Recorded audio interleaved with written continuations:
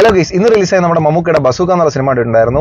കഥ, തിരക്കഥ, സംവിധാന, സംഭാഷണം എല്ലാം ഡീനോ ഡേനീസ് ആണ്. അപ്പോൾ നേരെ സിനിമയിലേക്ക് വരുമ്പോഴത്തേക്ക് നിങ്ങൾ ഏറെ ഇഷ്ടത്തോടെ സിനിമ കാണാൻ കാത്തിരിക്കുകയാണെങ്കിൽ ദയവായി ഈ വീഡിയോ ഇവിടെ വെച്ച് ബ്രേക്ക് ചെയ്യുന്നതായിരിക്കും നല്ലത്. അതുപോലെ തന്നെ എന്തായാലും കമന്റ് ബോക്സിൽ ചീത്തവിളിയായിരിക്കും. എനിക്ക് പറയാനുള്ള ഒരു ഒപ്പീനിയൻ എന്താണെന്ന് വെച്ചാൽ ഇതൊരു കുഴപ്പമില്ലാത്ത സിനിമയാണ്.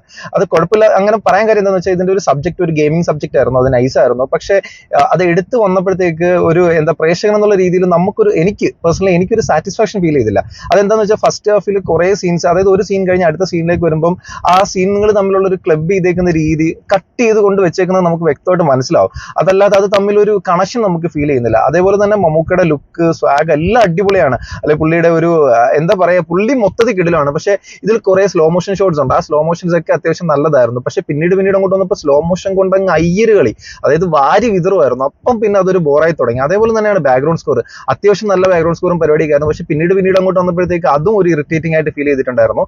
സെക്കൻഡ് ഹാഫിൽ ക്ലൈമാക്സിൽ ഒരു 10 മിനിറ്റ്സ് എനിക്ക് അത്യാവശ്യം വർത്തായിട്ട് ഫീൽ ചെയ്തു. അതർവൈസ് മൊത്തത്തിൽ നോക്കുവാണെങ്കിൽ നമുക്ക് അങ്ങനെ ഭയങ്കരമായിട്ട് അടിപൊളി എന്ന് പറയാൻ പറ്റുന്ന മമ്മൂക്കയുടെ ഒരു ലുക്ക്, സ്വാഗ്, ആറ്റിറ്റ്യൂഡ്, പുള്ളിയുടെ ഒരു പരിപാടി മാത്രം വെച്ച് നോക്കുവാണെങ്കിൽ ഇറ്റ്സ് ഓക്കെ.